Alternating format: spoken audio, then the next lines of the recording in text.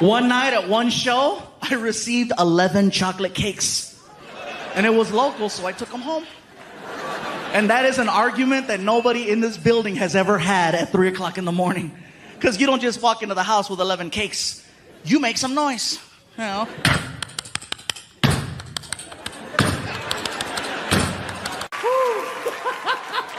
I am super excited, you guys. Let me tell you, this is our 19th year coming to Chicago, okay?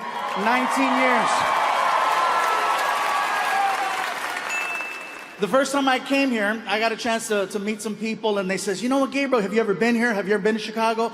Like, no, it's my first time. They said, well, you know, we'd like to take you out to eat if you're down. And I'm like, well, hello. I am very down.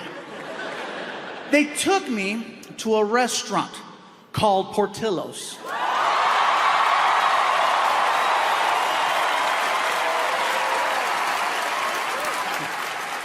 You heard of it?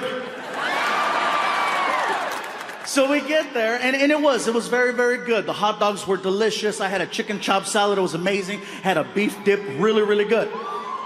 But it wasn't until the meal was almost over that these new friends of mine said, we'd like for you to try something you might not have ever had before. And I'm like, that's not likely. I said, well, what is it you want me to try? And they said, well, they sell a thing here at Portillo's called a chocolate cake shake.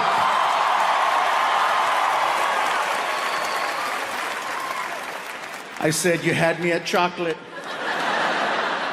They said, well, you got to go up to the special window and you got to order it from the lady. So I'm like, okay, cool. So I get up and I walk over to the lady and she's like, can I help you? I say, yes, my friends are telling me that I need to try this thing called a chocolate cake shake. Okay, what size would you like? How good is it? You want a large. All right, can I please have a large chocolate cake shake? No problem. And there I pay. And she turns around. She turns around and she walks over to this little refrigerator that's on the counter. And she opens it up and she pulls out a piece of chocolate cake. And I'm thinking to myself, she must misunderstood what I said. I didn't ask for a piece of chocolate cake. I asked for a chocolate cake shake. She must have heard what I was thinking because she's walking by and she's like, it's gonna happen.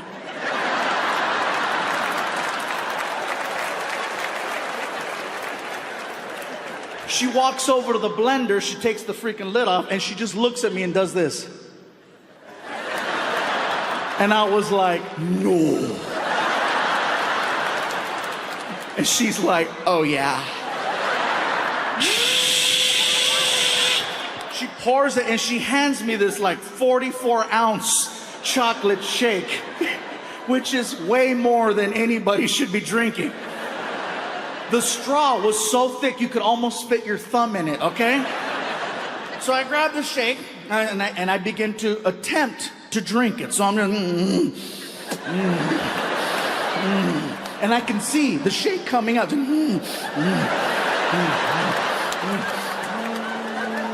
And it hit, and then all of a sudden,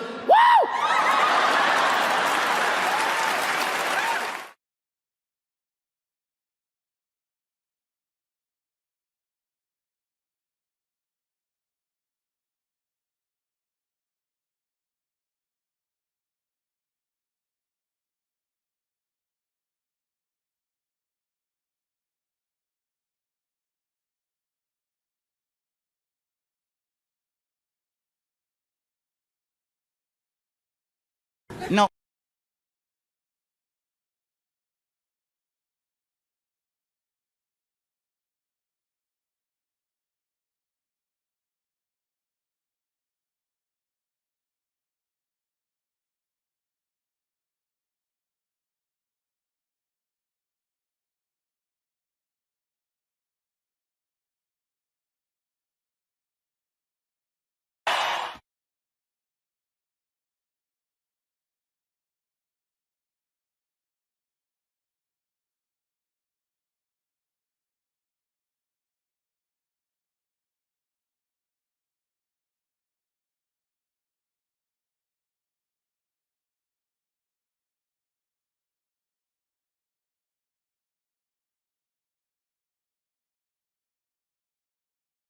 You know, a lot of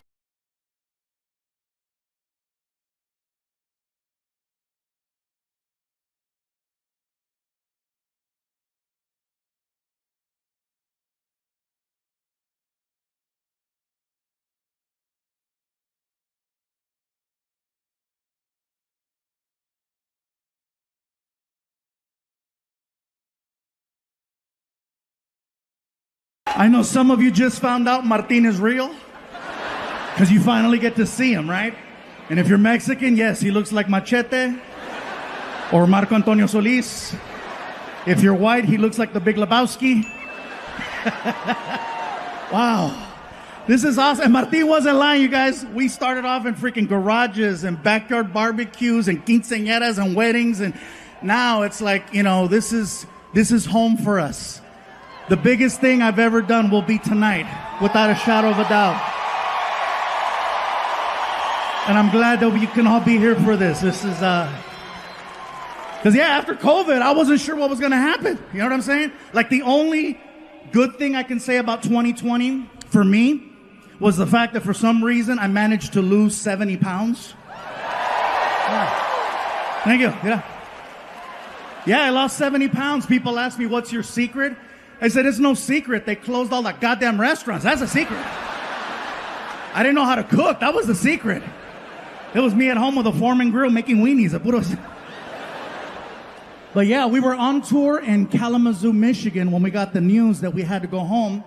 And then we came home and we all turned on our TVs and we watched them lie to us. I'm not trying to be a conspiracy person, but they told us, remember? It's only going to be 2 weeks. That's it. They told us 2 weeks.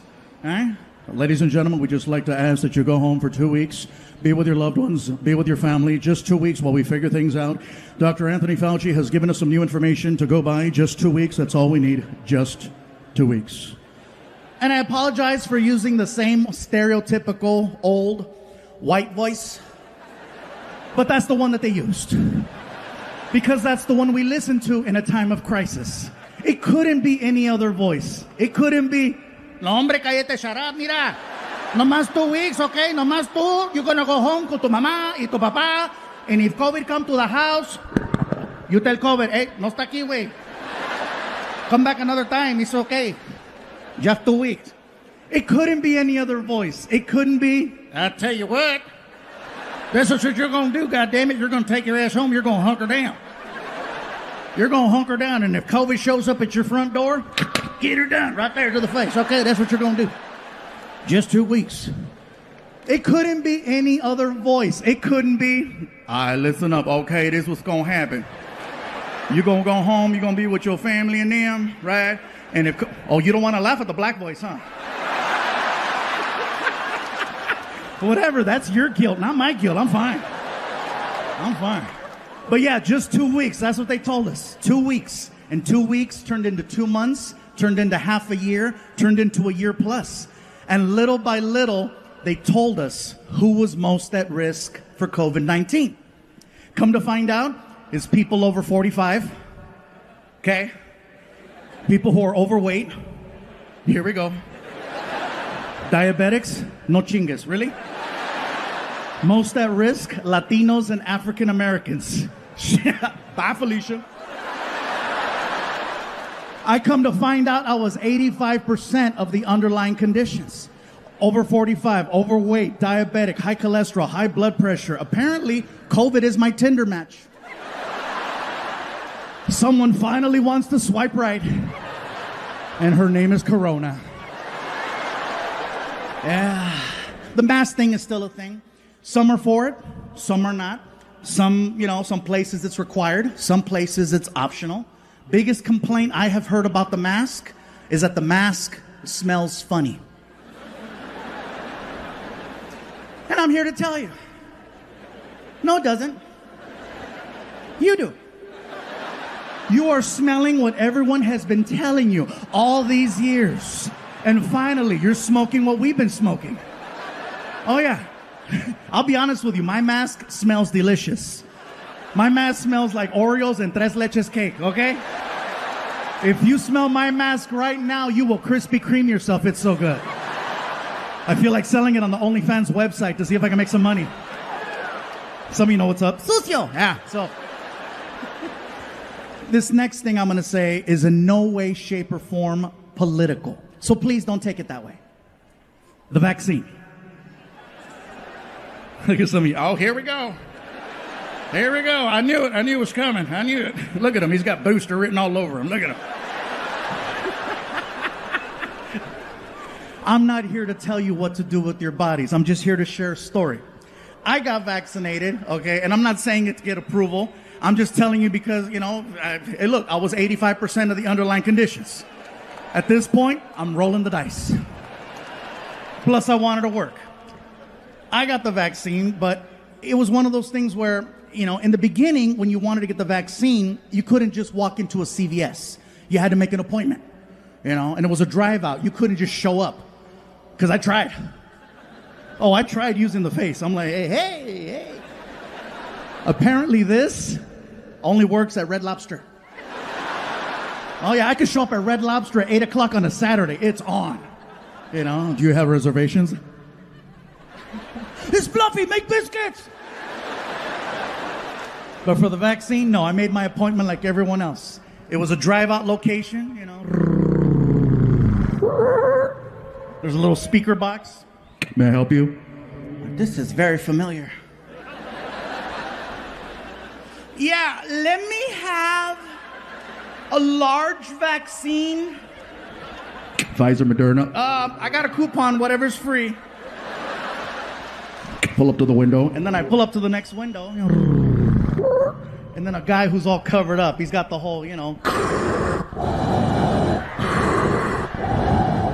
Then you give them your arm, and then they harpoon you, and they make you park your car for 10 to 15 minutes in case you have an allergic reaction. So I'm sitting in the car, and I got the radio going and the AC going, and I glance over, and I notice that there's people there protesting. And that's fine.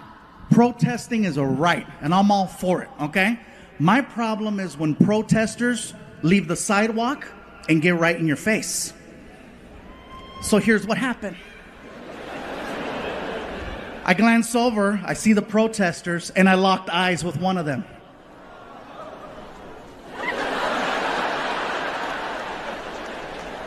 And I could do this all day. I'm in the car, right? Like, what?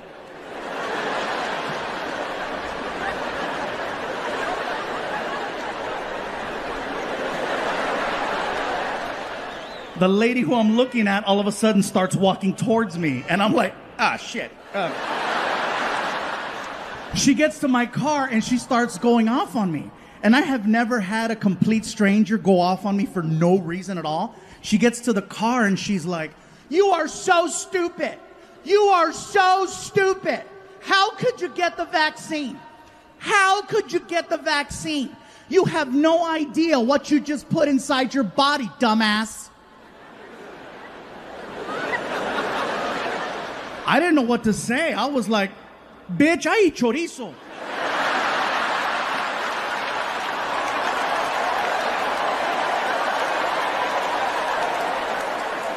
You have no idea what that vaccine has to work through in order to have any type of effect whatsoever.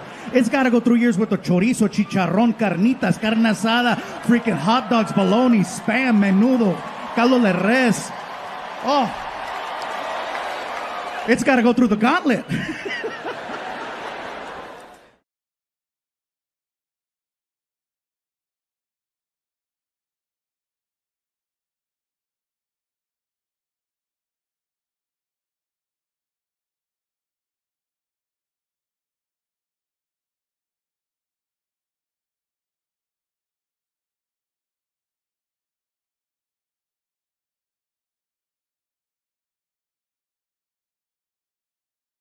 Getting back into the swing of things, we have definitely come a long way from 2020.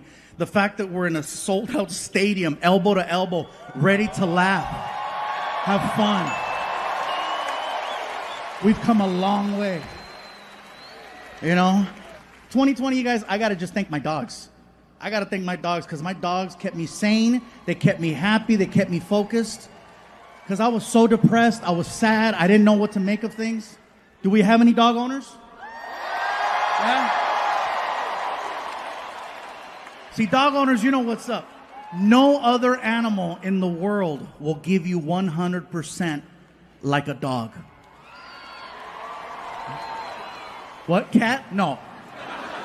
I'm sorry. No disrespect to cats or cat owners. But cat owners, you know as well as I do. You're cats. Because I know you got more than one. Your cats look at you like you live in their house. You walk in, you try to scold them for something, and then when you try to talk to them, they turn their back on you and show you their butthole.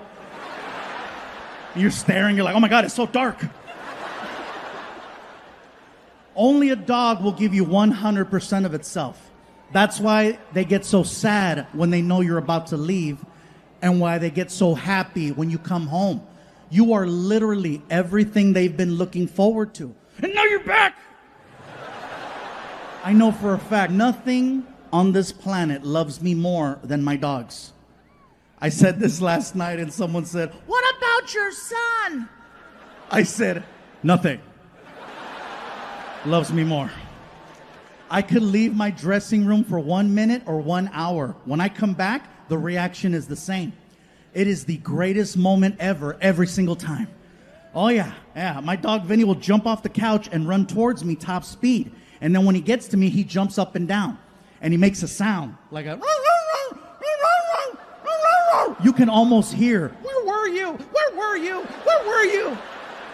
And he pees everywhere. I used to get upset that he would do that, but then I thought about it. My dog loves me so much, he cannot control his own bodily functions. That's why when I would go home, I would immediately pick him up before anything. And then my girlfriend would get mad. How come you don't come to me first? I said, because the dog loves me more. How do you know I don't love you more? I said, I don't see a puddle. Nita, dry. Yeah, she didn't like that, sorry. But yeah, these dogs, man, let me tell you. And I apologize if I'm kind of stuttering or I'm not as focused right now. I have never been distracted by a blimp with my face on it.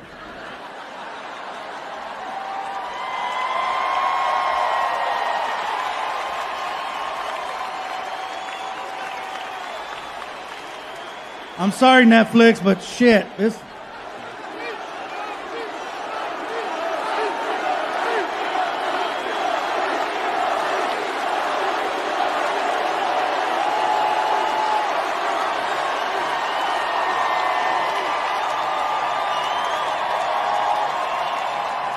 This is like a birthday and Christmas and the Super Bowl and the World Series and losing my virginity all at the same time.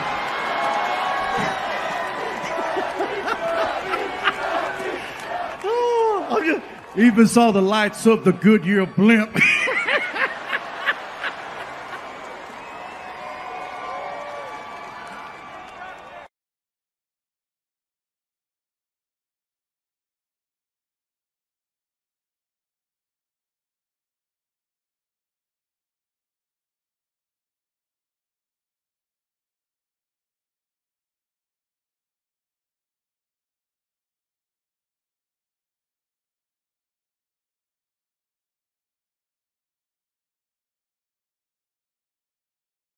Getting back into the swing of things, we have definitely come a long way from 2020.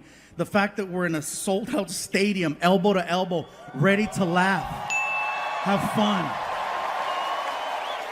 We've come a long way. You know? 2020, you guys, I gotta just thank my dogs. I gotta thank my dogs, because my dogs kept me sane, they kept me happy, they kept me focused. Because I was so depressed, I was sad, I didn't know what to make of things. Do we have any dog owners? Yeah? See, dog owners, you know what's up.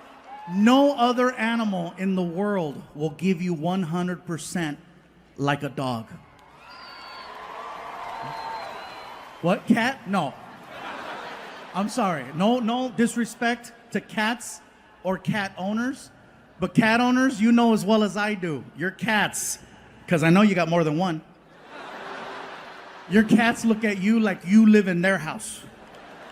You walk in, you try to scold them for something. And then when you try to talk to them, they turn their back on you and show you their butthole. You're staring, you're like, oh my God, it's so dark. Only a dog will give you 100% of itself.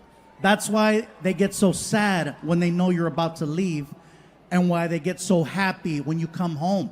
You are literally everything they've been looking forward to. And now you're back! I know for a fact, nothing on this planet loves me more than my dogs. I said this last night and someone said, "What about your son?" I said, "Nothing loves me more."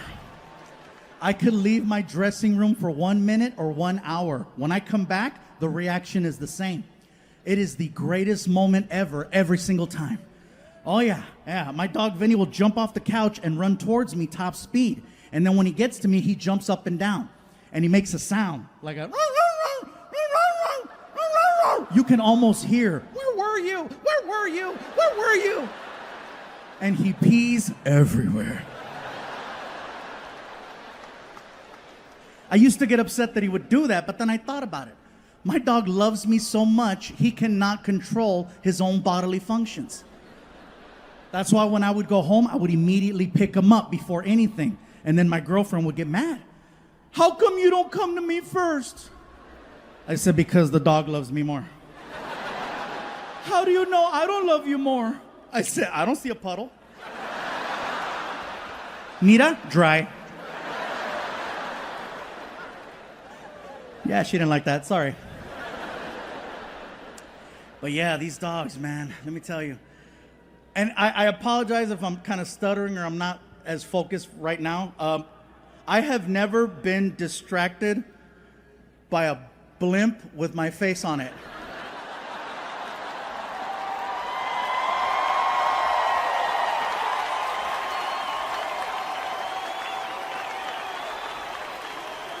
I'm sorry, Netflix, but shit, this...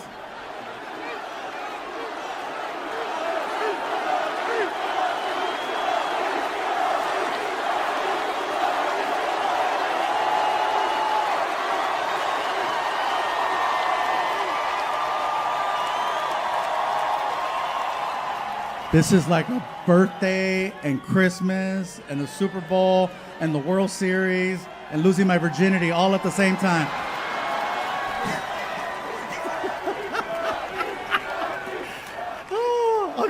Even saw the lights of the Goodyear blimp.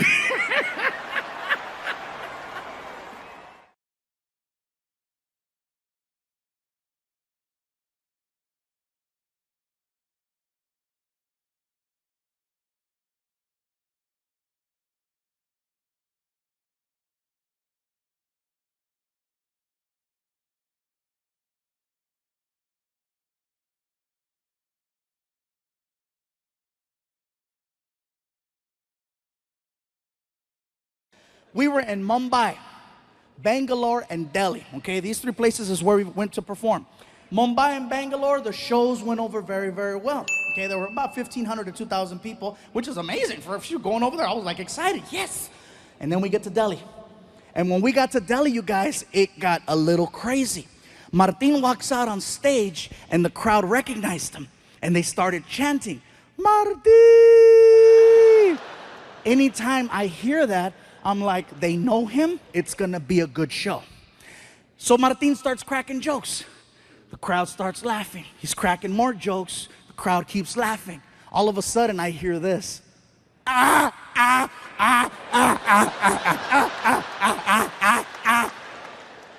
Martin doesn't say a word to them. He gets off stage, next comedian comes out, and then Martin comes over to me and he says, "Bro, I don't know what's going on, man. I don't know what's going on out there. There's these three guys in the front row. They're laughing like Klingons from Star Trek. I'm not gonna address them. I'm gonna save them for you." I was like, "Oh, thank you." So then Martin goes back out there on stage. And he introduces me, "Ladies and gentlemen, Gabriel Iglesias." And then I run out on stage and the crowd started chanting, "Fluffy, Fluffy." And I was like, "Whoa, what's up, Delhi?" And I start cracking jokes, start getting laughs, start cracking more jokes, start getting more laughs. And then it happened.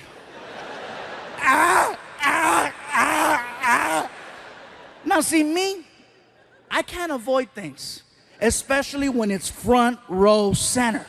So I addressed it. I came right out and I said, "Well, hello." I said, "What do we have here?" I said, "So where are you guys from?" And the guy in the middle looks at me and he goes, "We are from Germany." I said, "Cool, we have Germans in the house." And the whole crowd got really weird. You could hear them.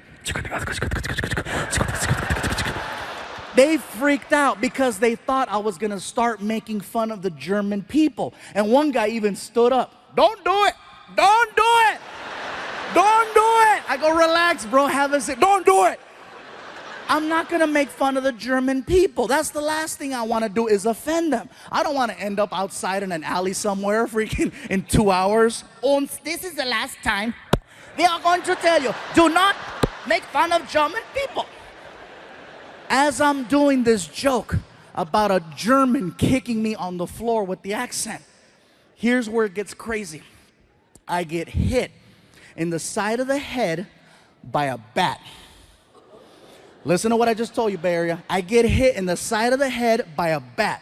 Not Major League Baseball. I'm talking about, "I wanna suck your blood." In India, there are millions and millions and millions of fruit bats.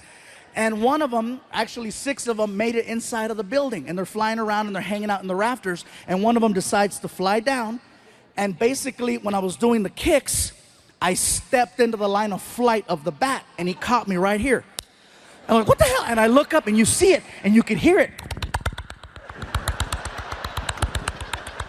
The Indian people saw that, and they freaked out.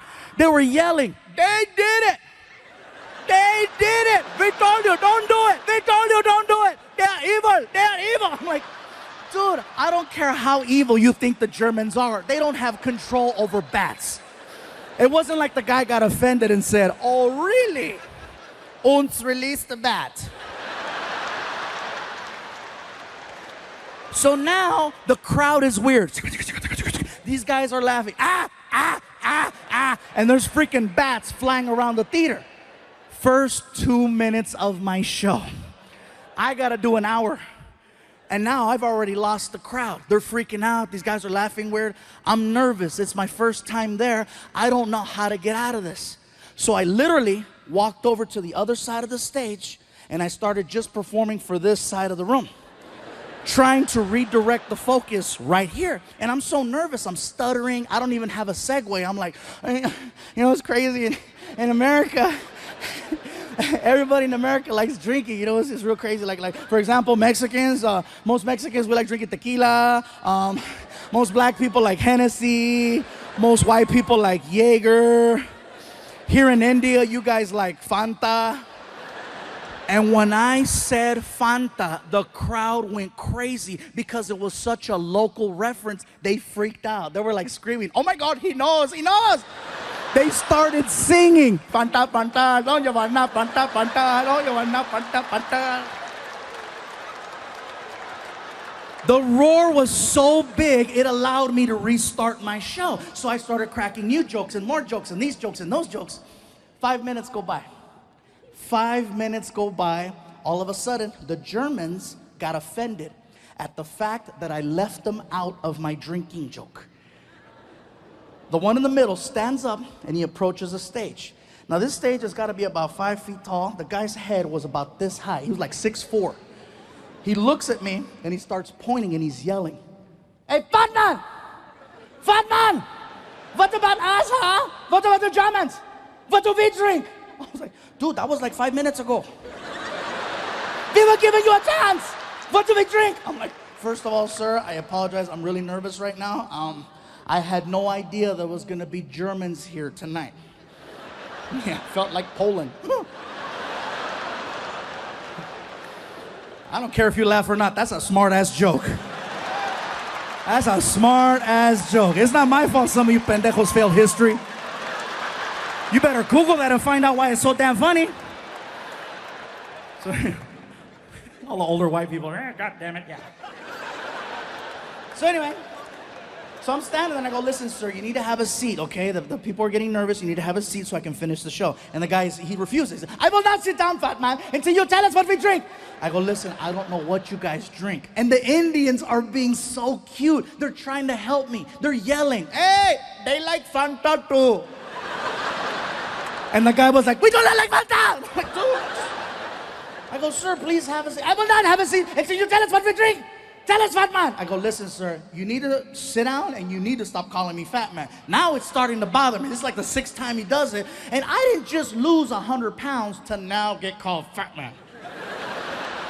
So I go, sir, if you don't have a seat, we're gonna have a problem, especially if you call me fat man again. And he freaking did it.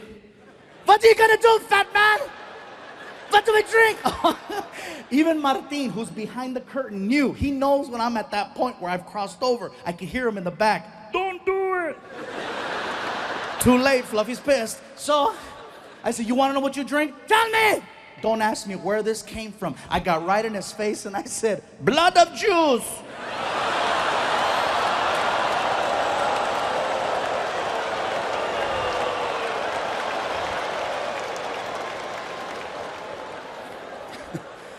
Now, see, automatically, you guys gave me a whole different reaction. In Delhi, that was probably the most shocking thing ever said on that stage. So shocking that 2,000 people at the exact same time got so quiet, you guys, so quiet. You could hear everyone's ass just...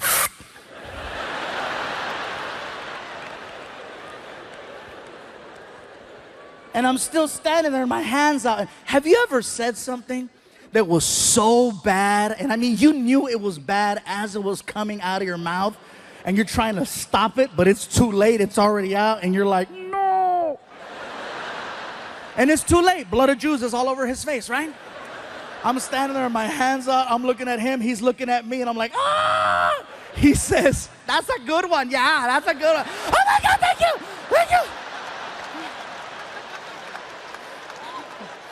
It doesn't end there.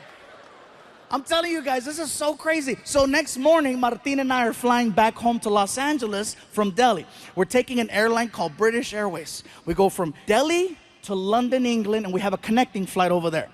Once we get to England, they canceled our connect for whatever reason. And so we got rebooked on another airline called Lufthansa. It's a German airline.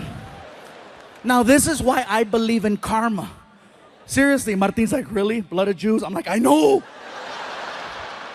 I felt like they phoned ahead. Ons, take care of Fluffy. So I put down my credit card. I made sure that Martin and I got upgraded to at least their business class because it's like a long flight. And so we're in there, we're on the plane, and the plane takes off.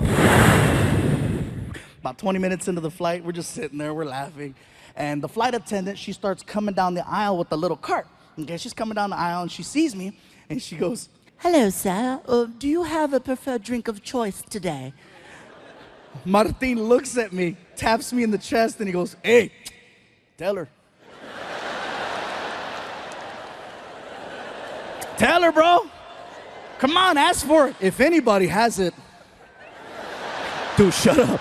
And then she looks at Martin. Sir, do you have a preferred drink of choice? And Martin's like, yeah. Do you guys got blood of... She's like, Bloody Mary? Yes. Yes. Bloody Mary. Freaking Machete's gonna get me banned from flying. So we make it back home. I'm trying to tell the story to my girlfriend and my son. And my girl, she's barely laughing. She's like, like she's jaded. She doesn't laugh at my jokes anymore. My son Frankie, on the other hand, he is dying. Ah! And I'm like, really? He's 16 years old. I go, really, Frankie? You thought that was funny? He goes, yeah, it's funny. I go, what was so funny about my story? He goes, those people you're talking about. I go, who, the Indians? He goes, no, the other ones. I go, the Germans. He goes, yeah, it's funny. I go, what's so funny about the Germans? The way that they speak. I go, what's so funny about the way that they speak? He goes, they sound like the 3 little pigs from the movie Shrek. I had to go on YouTube and freaking find it, and sure enough, all 3 little pigs. Und ja, hello Shrek. I was just waiting for one of them to go, fat man!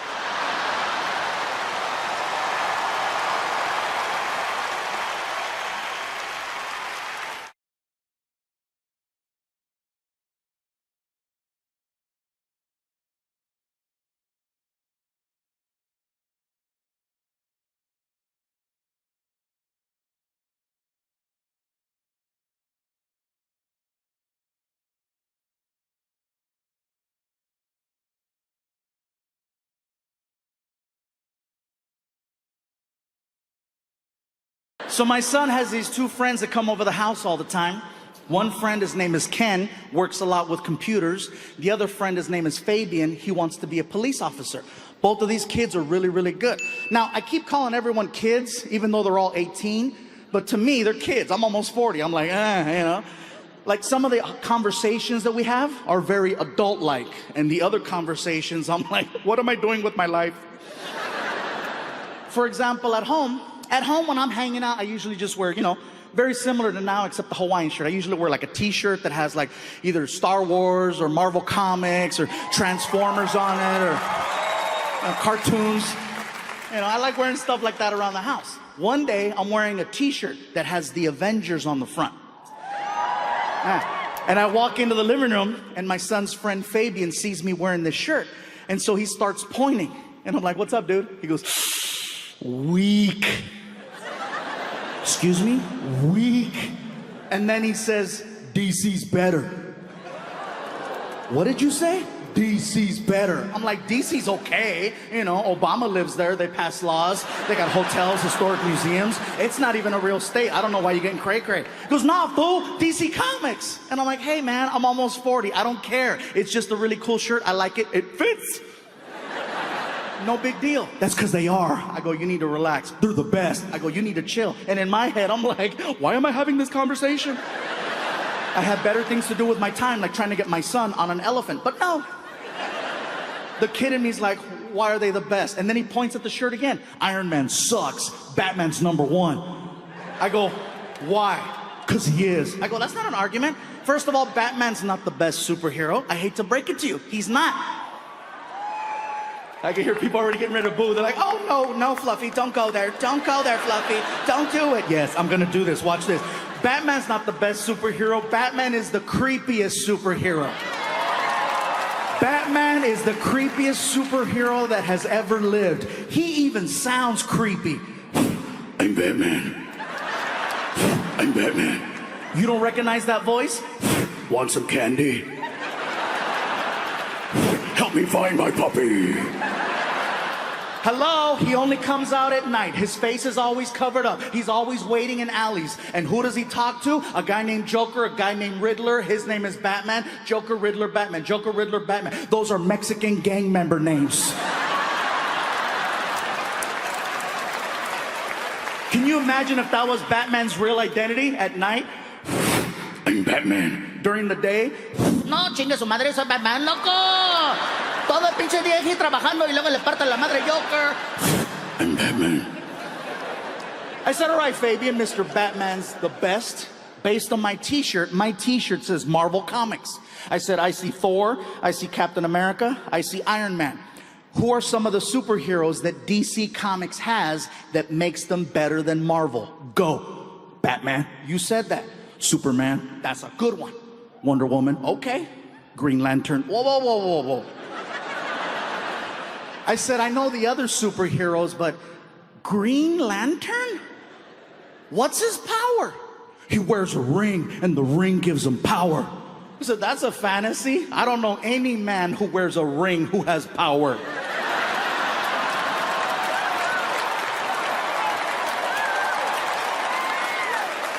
And if you're not clapping right now, my point exactly. You can't clap, can you? You can't. You know why you can't clap? Because you're sitting next to kryptonite.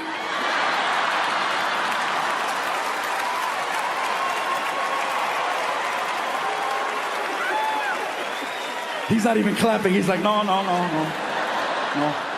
pega Wonder Woman. No.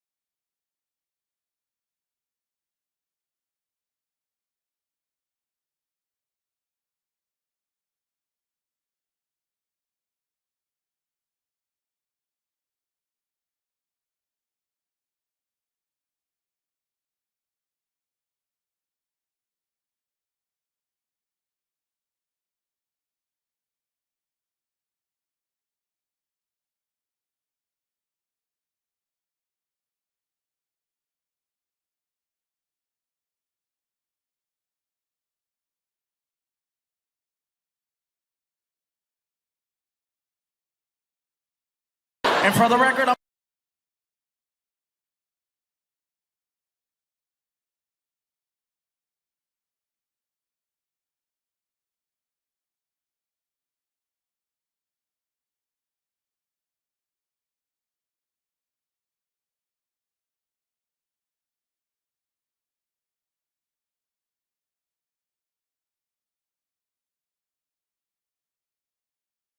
hell yeah, man. Oh, and by the way, before I forget, I know I have a habit in my shows of sometimes throwing a little Spanish in there. If you don't understand Spanish, I do apologize, okay? I promise I will be translating. I don't want anybody freaking out or reporting me to the management with concerns or issues, you know. What the hell is going on in here? What kind of show is this? No, somebody better hit the SAP button on that sumbitch real quick. I didn't pay good money to hear some Samoan speak Spanish.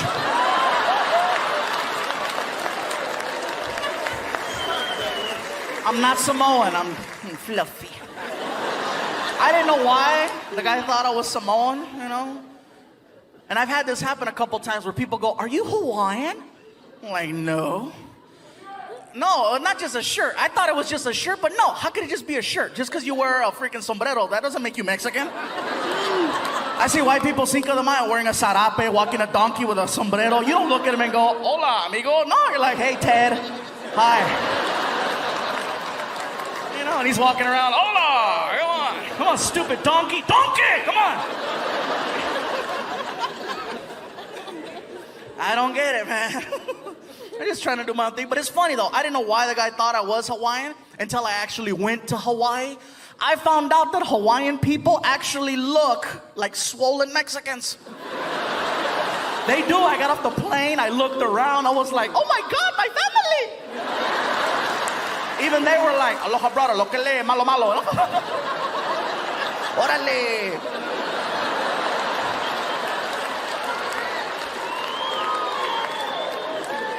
I loved Hawaii. Hawaii was great, man. They have a lot of different cultures there. They have a lot of Asian people. A lot of Koreans. I know this because I got a couple of shirts tailored at some places, and every time I'd go in, it was always a Korean lady. An older Korean lady who was mean. I'd walk in, and this one lady always had a comment to make. I'm there for a week, and every day she had a different comment. I walk in one day, and I couldn't say anything either because she was 75 years old. I can't say nothing back, you know, but there I am walking in. The lady behind the counter, oh, look at who's here. Look at who's here. Oh, shit, we're gonna work hard today.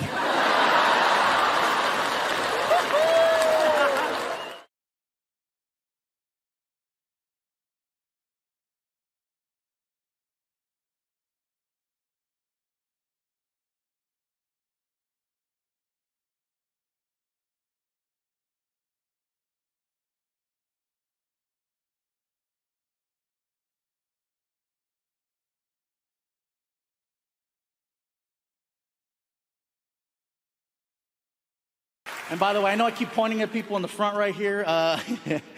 If you're here tonight with someone you have no business being here with, and you see a camera coming by, just be like, "Hey, victory!" They're very respectful. They'll go to the next person. Don't even worry about that. Before I forget, you guys, I would like to thank the Allstate Arena for providing some amazing accommodations backstage. Let me tell you right now, I love my dressing room for the simple fact that it has basic things that I really like light switches. A lot of these arenas are now starting to go green, and so they're taking away the light switches and they're replacing them with sensors. Sensors are cool when they work. You know what I mean? Like when you're 10 feet away and it senses you and the whole room just... What I don't like is that when they're messed up, then you have to walk into a dark-ass room and establish your presence.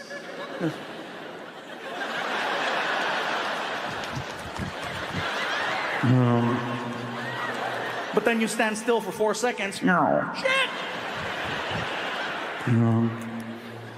In addition, backstage, my sink has knobs on it. I have control of the temperature and the pressure of the water, which in the Chicago area I believe is very important, especially in the winter.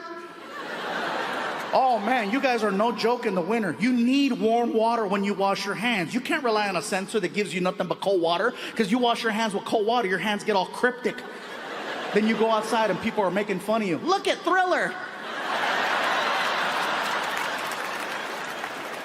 But my dressing room, you guys, has a sink that has hot and cold. You can control the water. You can control the temperature. You can control the pressure. I hate it when they take that away from us and they replace it with that little sensor. So now, in addition to being a comedian, now I gotta be a magician. I'm not a magician, but if you watch me wash my hands, that's what I look like, you know, just... Nothing. Then you walk away. Shh. I feel like there's someone behind the mirror messing with me, like, watch this. Some places stop there. Some places keep going. I like a lot of soap when I wash my hands. I like a good soap dispenser. I like the, you know, the pump. I hate it when they take that away from us and then they replace it with that little spout that goes next to the faucet. You stick your hand under it and it gives you that little booger of soap. You know what I mean? That little moco, you put it under. You know you need more, so you pull it out and then you go back in, but the sensor's like, no, it's still you. Now you gotta trick it, right? Yeah. Once you get enough soap on your hands, now you gotta try to wash it off. But you can't wash it off then and there because the timer for the water has timed out. So now you have to back up and now you have to put on a second performance. Now it's a race to get that soap off your hands. Once you get the soap off your hands, now you gotta try to dry your hands. Some places still give you a towel, some places give you paper towels. Some take the paper towels and they put them in a box on the wall with another sensor. And there you are. 3 inches of paper. 3 inches, Chicago. You can't do anything with 3 inches. Ask any woman, they'll tell you.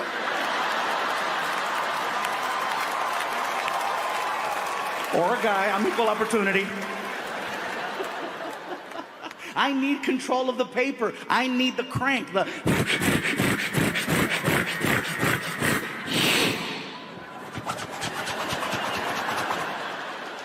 Some places stop there, some places keep going. Have you ever walked into the bathroom stall, closed the door, locked it, turned around, looked at the toilet, and seen a blinking red light on the wall? And you're like, really? Here too? All you're trying to do is get the tissue paper off the wall for the toilet seat. You take one step. I haven't even done anything.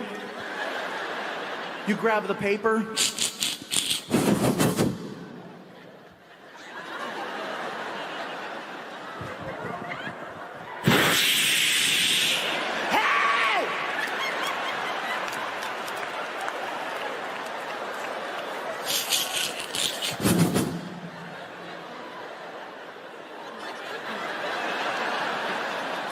You turn around and you put it on like a cape. And you let it slide down your back while you slowly try to time it just right. And just as you're about to sit down, somebody always walks into the bathroom and distracts you. Huh? But it's too late. Your knees are bent. And unless you do CrossFit, you're not coming back from that one. Then your bare ass touches the seat. And you're like, ah! And just when you think it can't get any worse, and all this water splashing up, hitting you right in the ass. And then the water goes down the drain and it creates that air vortex that goes right between your legs. So now you have a tsunami in the back. You have a tornado in the front. And who's the victim? Pikachu. And he's holding on for dear life. You haven't even made magic yet and you've already been violated by plumbing. Now you do what you need to do. You finish. Now it's time for cleanup, time for maintenance. So you reach over for the toilet paper, and the problem with using the restroom nowadays is that most venues, including this one, instead of putting a human-size toilet paper roll inside of the human-size toilet paper roll dispenser, they take their ass to Costco or Sam's Club or one of these places where you buy in bulk, and they buy that giant gorilla roll of toilet paper. And then they come back here and they force it into that little tiny compartment. And then they close the door on it. So now this giant wheel is locked in place. You can't even spin it. You're just... You can't even find where it starts because they glue it. Out of desperation, you gotta pull out your car keys and cut into the side of it like a bag of cocaine on Narcos. Then you get the paper, you try to wipe.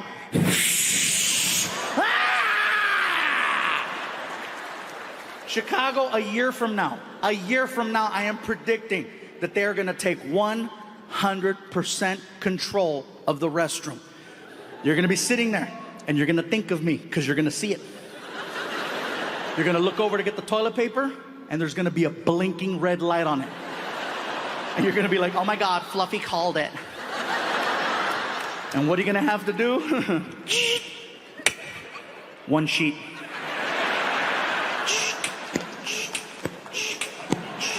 You're gonna get frustrated and just sit on it.